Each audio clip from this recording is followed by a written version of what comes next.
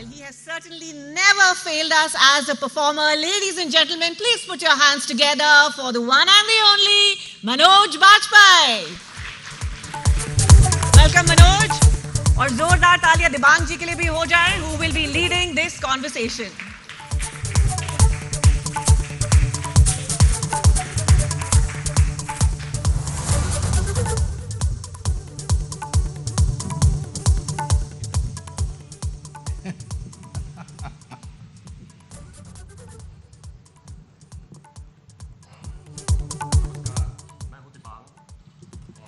Conclave में आपका स्वागत है। ये चल नहीं रहा है और फिर आपको भी बोलना है। नहीं, आपकी मेरी बारी आएगी तो मैं बोल लूँ। नमस्कार। इसको भी बदल सकते हैं क्या? आ रही आवाज? Can you hear me?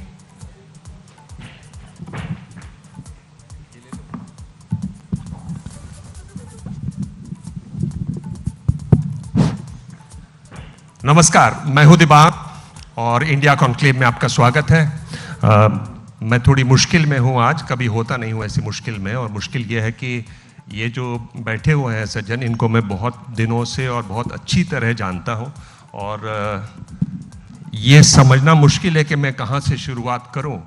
हो सकता है इनकी जो फेवरेट गालियां हैं और कैसे उसको रगड़ के दिया जाता है, हम लोग उस पर बात करें, या ये भी संभव है और बहुत कम लोग, शायद बहुत कम लोगों ने इनको उस मुद्रा में देखा होगा, किस तरह से ये जब दिलीप कुमार बनते हैं तो पूरे दिलीप कुमार बन जाते हैं। और एक और बात थी कि ये न्यूज़ बहुत ध्यान से देखते हैं। मेरा एक इंटरव्यू है और उसमें मैं जिस तरह से बोल रहा हूँ सामने वाले जिनका मैं इंटरव्यू कर रहा हूँ, और जिस तरह से मेरी घबराहट है, उसको भी इन्होंने एक बार करके दिखाया हुआ है। तो बहुत सारे मुकाम हैं हमारे जिनसे हम गुजरे हैं और बहुत खुशी की बात है कि आपसे बात कर रहा हूँ। पहली बार हमारी इस तरह से फॉर्मली बातचीत हो रही है। अभी तालियां इतनी बजी क्योंकि आपकी नई फिल्म आ रही है गवर्नर। गवर्नर से पहले आपने बुधिया की, अलीगढ़ की, जेंडे की, जिससे जो मेरे भी जर्नलिज्म में भी आता जाता है, चार्ल्स चोपड़ा जिसको पकड़ने वाला, मधुकर जेंडे। तो ये सब वो लोग रहे जो जिंदा रहे और जिनकी कहानियाँ आपने की। खास वजह कि आप इनको चुनते हैं? न, मैं आदमी नहीं चुनता। मैं स्क्रिप्ट चूज़ करता हूँ और स्क्रिप्ट में जो किरदार है वो कैसा लिखा गया है उसको चूज़ करता हूँ मैं। किरदार देखिए कोई भी हो, चाहे ज़िंदा हो, चाहे वो गुज़र गया या वो फिक्शनल है, ज़रूरी ये है कि वो किसी बहुत ही बेहतरीन ढंग से लिखे गए एक स्क्रिप्ट का हिस्सा हो और कुछ ऐसा हो जो मैंने किया नहीं है या मुझे एक नई चुनौती मिल रही है। मुझे लगता है कि इसमें मैं बहुत सताया जाऊंगा। तो एक मैसोकिस्टिक मैं एक्टर हूँ, मुझे जितना अपने आप को मैं सताता हूँ मुझे उतना मज़ा आता है। Once you are there on that journey of transforming, I just love it. मुझे हमेशा लगता है कि आप एक्टर क्यों बने हैं? एक्टर क्या सिर्फ ग्लैमर के लिए बने हैं, या फिर आप एक्टर सिर्फ इसलिए बने हैं क्योंकि इससे आपको नाम मिलेगा, पैसा मिलेगा, शोहरत मिलेगी? मेरे लिए गांव से लेकर के दिल्ली तक पहुंचने की जर्नी बड़ी लंबी थी, करीब 18 साल की। तो जब मैं निकला था तो इसलिए निकला था क्योंकि मुझसे रहा नहीं जा रहा था। मतलब डेस्परेशन इतना था मेरे लिए, क्योंकि मैं जिस जगह से आता हूँ उस समय बस ट्रेन वगैरह की सुविधा ज़्यादा थी नहीं। तो जाहिर सी बात है कि वो तड़प बहुत ज़्यादा थी कि मैं अलग अलग किरदार में ढलता जाऊँ। एक्टर जो है, अगर मुझे लगता है, जो मैं अपने ऊपर अप्लाई करता हूँ, कि एक्टर अगर एक ही तरीके की ग्रामर को लेके चल रहा है और वही उसका उपयोग कर रहा है हर किरदार को करते हुए, तो मेरे लिए वो बोरिंग हो जाता है, वो प्रेडिक्टेबल हो जाता है। फिर मैं उसको बहुत जल्दी मैं पढ़ लेता हूँ कि ये कैसे अप्रोच करेगा, कैसे इसको परफॉर्म करेगा। मेरे लिए बड़ी प्रेडिक्टेबल चीज़ें हो जाती। अनलेस एंड अनटिल कि वो किरदार के पास जाए। दिमाग क्या होता है ना, दो तरीके के एक्टर होते हैं।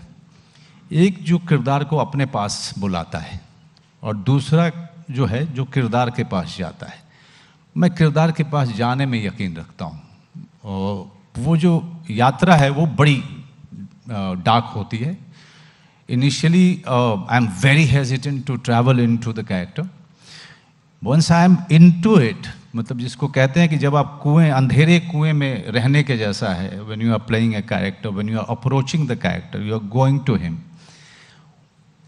वो मैं बड़ा एंजॉय करता हूँ टू बी दैट कैरेक्टर, जब तक फिल्म नहीं ख़त्म होती है। तो मेरे ख्याल से मैं उस तरीके का एक्टर हूँ। आप लोग ताली वाली नहीं बजाएंगे तो मुझे नहीं, कोई बात नहीं, कोई बात नहीं। हम खाली हॉल में भी जो है रंगमंच करते रहे हैं और अपनी फिल्म दिखाते रहे हैं, कोई दिक्कत नहीं। शायद यही वजह है जो मनोज बता रहे हैं कि ऐसा कोई नकल नहीं होती इनकी, हर जगह कुछ एक नहीं। क्या कर रहे हो मनोज, इतने साल से काम कर रहे हो, कोई ऐसी चीज देख के लोग नकल भी ना करे तुम्हारी। तो जो कारण है मेरे ख्याल से यही होगा कि मनोज वाजपेयी ज़्यादा मिलता जुलता नहीं है लोगों से, सिवाय अपने कुछ अंतरंग मित्रों से। दिवांग की पार्टी बड़ी अच्छी होती है, तो मुझे लगता है कि फ्री का कुछ खाना और बाकी जो चीज़ें वस्तुएं होती हैं वो मिल जाती हैं वहाँ पे। तो सिर्फ नहीं जाते हैं वो। अभी टॉपिक आप ये बताइए कि कैसे आपने इन गवर्नर साहब का तय किया कि भाई मुझे ये रोल करना जी, है। इस फिल्म में ऐसी कौन कौन सी चीजें थी जब आप स्क्रिप्ट पढ़ रहे थे तो आपने कहा अरे बाप रे ये भी किया इन्होंने, अच्छा ये भी ऐसे करूं, क्या बातें थी वो? जी, एक तो 1991 की कहानी है। चंद्रशेखर जी की गवर्नमेंट थी उस समय। आपको ठंड लग रही है क्या? नहीं नहीं, चंद्रशेखर जी की गवर्नमेंट है। मेरा नर्वसनेस ऐसे निकलता है, ठंड महसूस होती है। तो उस समय हेडलाइन, क्योंकि अखबार वगैरह कभी कभी पढ़ते थे, खरीदने की तो औकात नहीं थी, लेकिन इधर उधर पड़ोसियों से अखबार लेके पढ़ते थे। तो हेडलाइन तो मुझे याद है कि हमने प्लेज किया था गोल्ड उस समय में, और बड़ा हंगामा भी हुआ था उस समय। तो इसके अलावा जो पीछे पर्दे के पीछे क्या क्या हुआ था और आरबीआई की वर्किंग क्या होती है, मेरे ख्याल से अंदर में जाने की अनुमति किसी को नहीं है। तो हमारे लिए हर चीज़ जो थी नई थी, और एक किरदार जो आरबीआई गवर्नर है वो व्यक्ति कैसा है, वो आता कहाँ से है, और वो इतनी बड़ी जिम्मेदारी ऐसे चुनौतीपूर्ण समय में वो उसको कैसे निभाता है, ये एक नई चीज़ थी मेरे लिए, मेरे पूरे 30-32 साल के सिनेमा के करियर में। तो मुझे लगा कि यार ये एक अच्छी जर्नी होगी, ना सिर्फ किरदार करूँगा बल्कि किरदार के ज़रिए कुछ जानने का, कुछ समझने का, कुछ ज्ञान बटोरने का भी मौका लगेगा। तो इसमें आप वहाँ गए, लोगों से कुछ मिले? नहीं, देखिए बिहार के तो बहुत सारे ब्यूरोक्रेट हम भी होंगे, लेकिन क्या है कि आप बिल्डिंग के में जो भी है ना, चाहे वो गवर्नर हो, चाहे वो उनके असिस्टेंट हो, या जो भी काम कर रहा है, उनसे वो कोई भी एसोसिएट नहीं करना चाहता है अपने आप को एक फिल्म के साथ में, क्योंकि उसको पता नहीं है कि इसका कॉन्सिक्वेंस क्या होगा। तो अपने आप को वो दूर रखते हैं। यहाँ तक कि हमारी टीम भी अलाउड नहीं थी कि अंदर जाके हम देख पाएँ उस पूरे वर्किंग को। तो बाद में उन्होंने अनुमति दी सिर्फ हमारे आर्ट डायरेक्टर को, कि ताकि वो देख पाए कि भाई स्ट्रक्चर क्या है अंदर का, हमें रिक्रिएट करने में उसको आसानी होगी। तो वो भी कुछ देर के लिए उनको ये इजाज़त मिली थी। वो एक टूर लिया उन्होंने, और फ़ोटो भी नहीं खींच सकते थे, टूर लेकर के वापस आ गए। तो ज़्यादातर जो चीज़ें हैं वो रिसर्च बेस्ड हैं, जो पब्लिक प्लेटफॉर्म पे है, जो रिकॉर्ड में है। तो सारे मेरी भी अपनी जो रिसर्च है वो गूगल बेस्ड है हर चीज़। और मेरे डायरेक्टर की बातचीत जो हुई थी वो ऑनलाइन हुई थी उनकी बेटी से जी, और उसके अलावा और किसी की बातचीत किसी से नहीं हुई। अगर देखें इस कैरेक्टर को, गवर्नर साहब को, तो मनोज अगर कोई एक्टिंग पकड़ना चाहे या एक्टिंग का स्टूडेंट हो, ये थोड़ा सा अलग सा सवाल है, पता नहीं है भी नहीं कि सवाल, तो क्या क्या पकड़े उसमें? आपको जब देख रहा हो तो क्या क्या देखे उसमें? आजकल मोस्टली क्या होता है कि हम बैक स्टोरी पे नहीं जाते हैं, मतलब क्योंकि हम उस तरह की फिल्में ज़्यादा नहीं बनाते हैं। और चाहे फिक्शनल हो चाहे रियल हो, उसके जब बैक स्टोरी में जाके उसको बचपन से आप उसको पकड़ना शुरू करते हैं, उसकी आर्थिक स्थिति, किस परिवार से आता है, कैसे उसने जो है यूपीएससी की तैयारी की होगी, कैसे वो किस तरह के दोस्त रहे होंगे, उसका इकोनॉमिक्स के प्रति रुझान था, वो कब से था, करते करते जब आप आते हैं वहाँ तक, स्क्रिप्ट तक, तो चीज़ें बड़ी आसान हो जाती हैं। By that time you are somewhere 50% character के में जाने के लिए आपको अलग से डुबकी लगाने की ज़रूरत नहीं पड़ती है, क्योंकि जितना इंटेंस आपका रिसर्च होगा, जितना इंटेंस तैयारी होगी उसको गढ़ने में, उसके तैयारी में, उसके बैक स्टोरी को क्रिएट करने में, फिर उसके कैरेक्टराइजेशन पे काम करने में। अब एक वीडियो था जहाँ पर एस वेंकटरमण जी का, उसमें भी वो बहुत चुप रहने वाले आदमी, अब चुप रहने वाला आदमी दिखाना है तो कैसे दिखाए, क्योंकि डायलॉग तो बोलना पड़ेगा, 2 घंटे की फिल्म है और चुप रहने वाला आदमी डायलॉग तो बोलता ही है। लेकिन I can tell you one thing कि उसको क्राफ्ट में कैसे लेके आए कि वो पता चले कि is a man of very few words. ये सारे चैलेंजेस होते हैं जब हम कर रहे होते हैं। तो मेरे ख्याल से मैं तो सिर्फ यही चाहूँगा कि लोग इन सब बारीकियों पर देखें, और जो लहजा है वो उसको जितना मिनिमल कर पाएँ उतना बेहतर होता है। उससे 2 चीज़ें हो जाती हैं कि आप अपनी परफॉर्मेंस को, अपनी बात को बहुत ईजिली कन्वे कर पाते हैं, और दूसरा, अगर आप उसके लहजे को पूरी तरीके से पकड़ने जाएंगे तो जो सब्जेक्ट मैटर है वो खो जाएगा, फिर वो आदमी सिर्फ लहजा देखेगा। और तीसरी बात होती है कि आप ज़्यादा इंटेंस तरीके से आप लहजे को पकड़ने में जाएंगे तो आप, मैं कह सकता हूँ इसको पूरे दावे के साथ में, कि वो लैंग्वेज बोलने वाले को आप कहीं ना कहीं ऑफेंड भी करेंगे। तो सब चीज़ों को ध्यान में रख करके किया जाता है। ये लैंग्वेज वाले हिस्से पर मैं आऊँगा, क्योंकि मैंने कई बार देखा है आपका ट्रेलर। मैं ये पूछ रहा हूँ कि आप एबीपी न्यूज़ पर हैं जी, तो खबर से जुड़ी भी एक खबर है जी, आपकी फिल्म के अगल बगल से भी निकलेगी वो खबर जी, और हो सकता है लोगों ने पूछा हो, नहीं तो अब लोग पूछेंगे आपको इस पर कि ये खबर है कि ये तो सोना गिरवी रखने की बात है, लेकिन मौजूदा सरकार ने सोना बेचा, ब्लूमबर्ग की ऐसी इन्वेस्टिगेशन हुई। आपने ये खबर पढ़ी? नहीं, अभी तो नहीं पढ़ी है मैंने, लेकिन आप नहीं बोलते हुए हाँ बोल रहे हैं। नहीं पढ़ी है मैंने, क्योंकि आप ही लोगों से बात कर रहा हूँ। सुबह से उठ करके अपने रूटीन को ख़त्म करो और फिर जल्दी जल्दी भागो, थोड़ा अच्छा दिखो। लोगों को पता नहीं चलना चाहिए कि मैं दिवांग से मिलने जा रहा हूँ। तो देखा, इनको आता है सवालों को घुमाना कैसे। नहीं, सच में कह रहा हूँ, मुझे नहीं जा रहा हूँ इसमें। मैं जानता भी नहीं हूँ। अभी जाने के साथ, जैसे अभी हम लोग नेक्स्ट प्रमोशन के लिए निकलेंगे तो मैं गाड़ी में ज़रूर खोजने की कोशिश करूँगा। भाषा की देखें तो लग ही नहीं रहा कि ये बिहारी बाबू अपना ऐसे बोल रहे हैं जी। जैसे मैं शब्द में जो मैंने देखे, पॉइसन, हाँ, बिहार में तो पॉइजन ना होता है जी, तो उसको सन कर दिया आपने।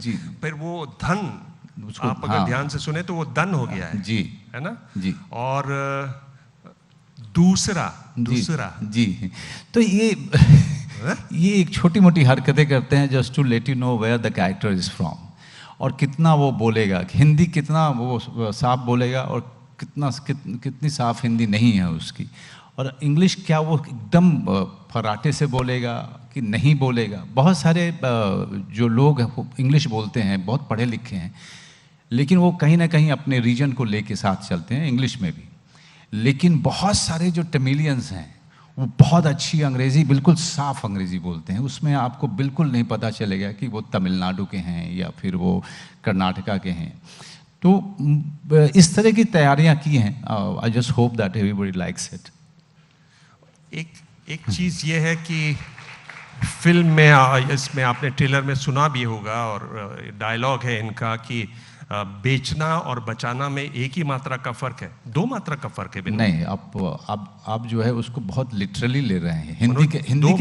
हिंदी की क्लास मत लगाइए। बेचना, अब ए हटा दिया, बचाना, हाँ, ए हटा के चौक पे लगा दिया आ।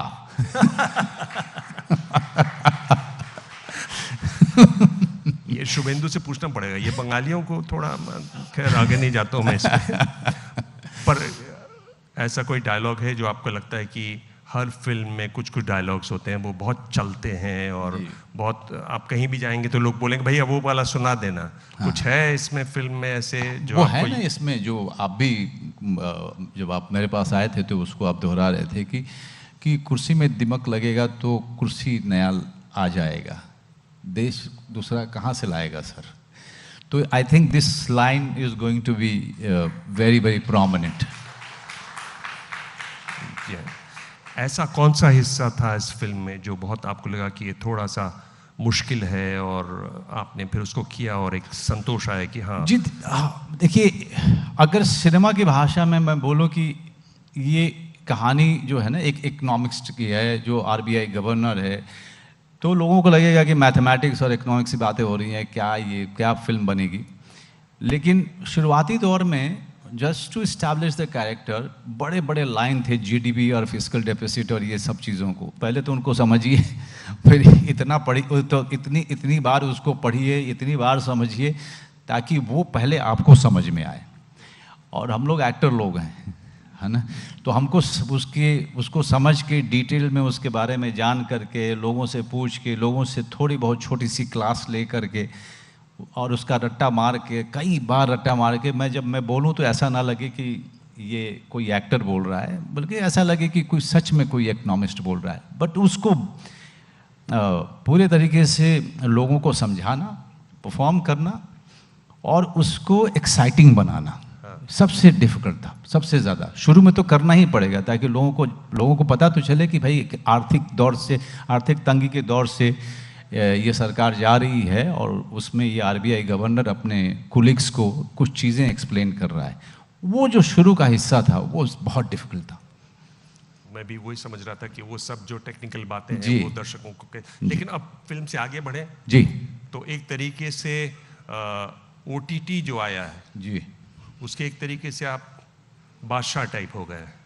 ओटीटी जब शुरुआत में आया तो एक तरीके से पगडंडी सी थी जी, अब वो फेम और जी उसका एक तरीके से राजमार्ग बन गई है। बहुत तरह तरह के ये रुख कैसे आपने कहा कि नहीं इस तरफ भी चल के देखा जाए? देखिए, जब पहली बार मैंने फैमिली मैन पहला सीजन किया था वो रनअवे सक्सेस था और उस समय कोरोना भी आया भी नहीं था। लेकिन जब लॉकडाउन लग गया तो लोगों के पास में एंटरटेनमेंट के लिए सिर्फ एक ही साधन था, ओटीटी।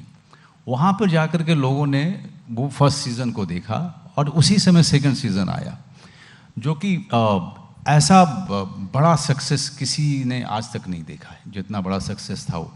उसके कारण क्या हुआ कि जो आज का जनरेशन है उसने जाकर के मेरे बहुत सारे पिछले काम देखे, क्योंकि मैं ज़्यादातर इंडिपेंडेंट या मतलब कि जैसे कहें middle of the road type की फिल्में कर रहा था।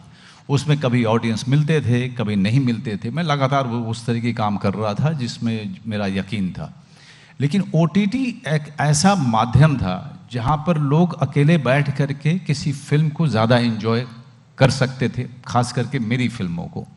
वहाँ पर लोगों ने मुझे बहुत देखा, बहुत ज़्यादा, और मुझे पास में चॉइसेस जो थे अचानक से बहुत ज़्यादा बढ़े कि लोगों को लगा कि यार ओटीटी जो है ये कम्युनिटी व्यूइंग के लिए नहीं है, ये आप बहुत ही पर्सनल व्यूइंग है। तो उसमें मनोज सही है, तो उसको लेकर के मेरे पास में बहुत सारी अच्छी फिल्में आई और मैं तो हमेशा से तैयार था। अगर आप ओटीटी के दौर में देखें तो मैं सबसे बड़ा बेनिफिशियल रहा, क्योंकि उस तरह के रोल्स मेरे पास में बहुत आए, चाहे वो जोरम हो, चाहे गुलमोहर हो, चाहे वो सिर्फ एक बंदा काफ़ी है, चाहे वो साइलेंस के 2 पार्ट, ये कई सारी चीज़ें लगातार आती रहीं और लगातार मैं करता रहा। तो मैं लकी हूँ कि I made the best use of OTT. कभी उसमें कमर्शियल एलिमेंट नहीं ढूंढा, हमेशा कहानी को फॉलो किया और किरदार को फॉलो किया, and I think that was right for OTT उस समय में। अब चूँकि ओटीटी जो है थोड़ा फटीग भी आ गया, उसके कारण जो है और सिनेमा हॉल में भी लोग धीरे धीरे जा रहे हैं, एक अच्छा समय दिख रहा है, और इसके कारण जो है अब बाकी सारी फिल्में आप देखेंगे ज़्यादातर मेरी थिएटर्स में आएंगी। गवर्नर से वो उसकी बहुत बड़ी शुरुआत हो रही है। वरना अगर OTT से पहले का दौर अगर देखें तो उसमें सत्या, शूल, राजनीति वगैरह, हाँ, राजनीति, आरक्षण, नहीं, बहुत सारी सफल फिल्मों का हिस्सा रहा हूँ मैं। लेकिन चूंकि फितरत नहीं थी कि मैं ज़्यादा हर किसी बड़ी फिल्म को स्वीकार कर लूँ, क्योंकि मुझे मज़ा नहीं आता है। वो बड़े बड़े वैन होते हैं, बड़े बड़ी चीज़ें होती हैं, मुझे लगता ही नहीं है कि मैं वहाँ पर एक्टिंग करने के लिए गया हूँ। मुझे लगता है जैसे मैं पिकनिक करने के लिए गया हूँ। So I like to perform, मतलब I am itching to perform. तो मुझे मज़ा आता है जब जोरम करने के लिए मैं झारखंड के किसी माइन में जाता हूँ और 50 डिग्री का टेम्परेचर होता है और आप अपने बिना किसी वैन के, बिना किसी सहूलियत के साथ हैं, तो एक संघर्ष लगता है मुझे। और लगता है कि छोटे से पैसे में आप कुछ बड़ा काम कर रहे हो और कुछ नया कर रहे हो, कुछ नया और प्रयोग कर रहे हो। तो मुझे ये इस जर्नी में ज़्यादा मज़ा आता है। एक और जो आजकल दुनिया भर में इसकी चर्चा है, इस पर तरह तरह की आवाज़ें हैं और कहा जा रहा है कि अब एक्टर्स की, लिखने वालों की, गाने वालों की, किसी की कोई ज़रूरत नहीं है। अपना चेहरा दे दीजिए, आवाज़ दीजिए, जो भी एक्टिंग है हम करवा लेंगे। AI की बात दुनिया भर में हो रही है, हमने देखा हॉलीवुड में तो इस पर स्ट्राइक भी हुई। कैसे आप देखते हैं इसको, कैसे समझते हैं इसको? क्या ये आने वाले दिनों में छानी वाली चीज़ है या इससे बच निकलेंगे लोग? एक बिली वाइल्डर की मैं एक वीडियो देख रहा था आपके पास आने से पहले, बहुत ही कमाल की बात की उन्होंने कि आज AI के माइक्रोचिप के कारण आप जो है एक बार अपने सेंटर से आप ऑन करेंगे, एक समय आएगा और पूरे की पूरी दुनिया में वो टेलीकास्ट हो जाएगा, ब्रॉडकास्ट होगा। वो भी समय आएगा। आप लेटे हुए हैं और टीवी को आपका ऊपर चल रहा है, वो सब समय आएगा। लेकिन आप सब्जेक्ट मैटर, आप सॉफ्टवेयर कहाँ से लेके आओगे? वो सॉफ्टवेयर जो आप क्रिएट करने की कोशिश कर रहे हो, क्या वो हर बार नया कुछ दे पाओगे आप? और कैसे उस ज़िंदगी को, उस अनुभव को, उस बारीकियों को आप AI के ज़रिए अचीव कर पाएंगे? वो नहीं कर पाएंगे, क्योंकि जो बैठ के क्रिएट कर रहा है उसका जीवन के उन वैल्यूज़ से, जीवन के उस वैल्यूज़ को समझना, उस किरदार को समझना नामुमकिन है। उसके लिए एक विधा है जिसको हम डायरेक्टर्स कहते हैं या एक्टर्स कहते हैं। ये सारी चीज़ें जो ऑलरेडी हैं पब्लिक डोमेन में, उसी से कुछ निकाल करके आप सामने रख सकते हो। नया कैसे क्रिएट करोगे? ये उसके लिए तो हमारी ज़रूरत पड़ेगी साहब, वो हम हमेशा रहेंगे। एक और जिस पर बहुत चर्चा है आजकल वो सोशल मीडिया है जी। सोशल मीडिया अकाउंट्स हैं, ख़ास तौर पर इसकी बड़ी चर्चा है। जैसे जो अभी मलेशिया ने किया, जो ऑस्ट्रेलिया पहले कर चुका है, वो कह रहे हैं कि भाई 16 साल के बच्चों को सोशल मीडिया अकाउंट, इंटरनेट और AI की नहीं बात कर रहा हूँ, सोशल मीडिया अकाउंट खोलने की। एक पेरेंट के तौर पर अगर आप देखते हैं, सोचते हैं इस बात पर, इसका कोई चिंतन है आपका इस पर? ये दो चीज़ें हैं। उसके लिए फिर आपको स्कूल्स को बोलना पड़ेगा कि अपनी पढ़ाई लिखाई जो है कंप्यूटर पे करना बंद करें और वो फिजिकल करें। क्योंकि बच्चा जब स्कूल जा रहा है छोटे से, तो हर चीज़ जो वो कर रहा है वो कंप्यूटर पे कर रहा है। तो उस बच्चे को आप कैसे रोक पाओगे? मैं जानता हूँ कि अपने कंप्यूटर पे वो इंस्टाग्राम कब अब डाउनलोड कर लेते हैं और कब जो है। मेरी बेटी बोर्डिंग में रहती है, लेकिन वो हमें जो है हमेशा डर रहता है कि उसके जो दोस्त यार सब हैं, वो एक्सपर्ट हो चुके हैं उसको कंप्यूटर को हैंडल करने में, तो दे कैन डू एनीथिंग।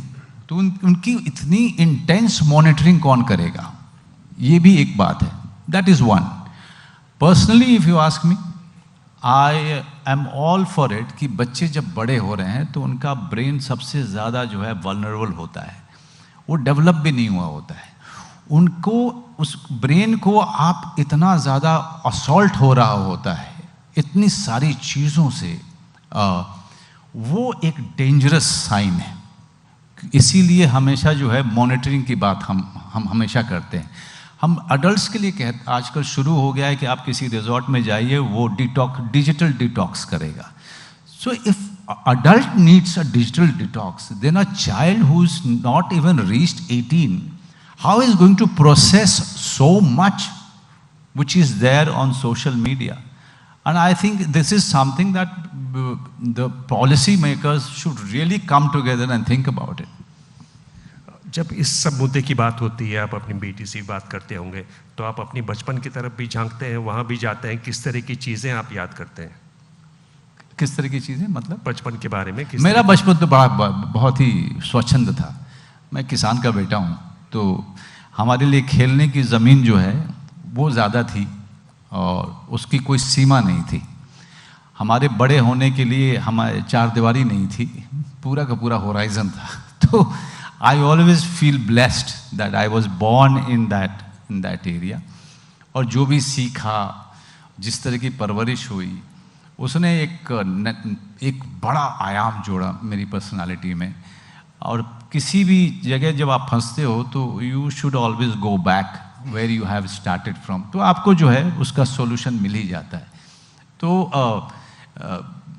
भगवान करे कि ऐसा बचपन सारे बच्चों को मिले, लेकिन अभी धीरे धीरे ये नामुमकिन होता जा रहा है। लेकिन अगर जितने भी पेरेंट्स हैं अगर कोशिश करें कि अगर अपने, क्योंकि आजकल 1 या 2 बच्चे होते हैं, हम तो 6 बच्चे थे अपने माँ बाप के, तो उनको पता ही नहीं होता था कि कौन सा जो है नहर में नहा रहा है और कौन सा वाला नदी में नहा रहा है, उनको खुद ही नहीं पता होता था। वो तो हॉस्टल भेज करके इत्मीनान में चले जाते थे और भूल भी जाते थे कि एक कोई औलाद है जो हॉस्टल में है। तो ये हम लोगों को छूट बहुत थी, जिसके कारण हमने जीवन को बड़े खुले तरीके से जिया। तो इन्होंने वादा किया है कि ये दिलीप कुमार का डायलॉग भी सुनाएंगे। अरे नहीं 2 गाने भी सुनाएंगे।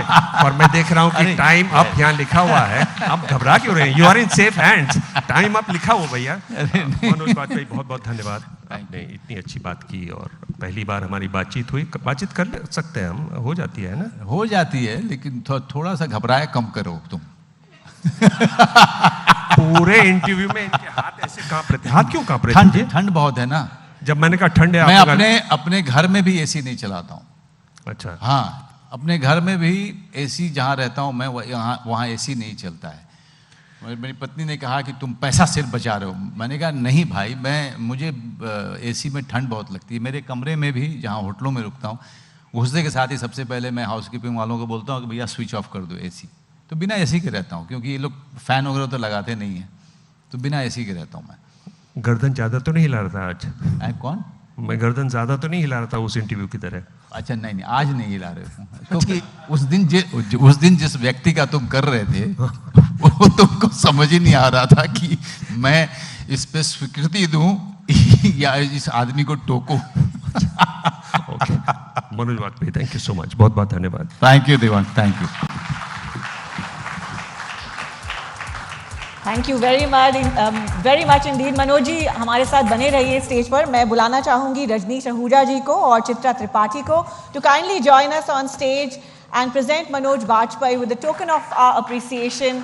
अ फाइन आर्टिस्ट, इनकी जो कमिटमेंट है किरदार की तरफ, it is unseen across all actors in this country. What a brilliant artist, and we are so grateful he made time for us today.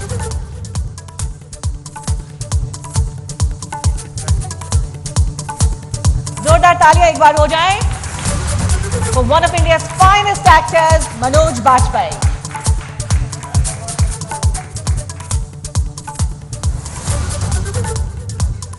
Dibang जी आपका भी बहुत बहुत धन्यवाद।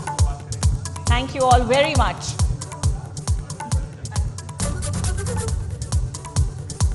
चलिए दोस्तों, अब फिल्म से आगे बढ़कर एक पिवट मारेंगे टुवर्ड्स डेटा, क्योंकि हम इंडिया 2047 की बात कर रहे हैं। भारत को बनाने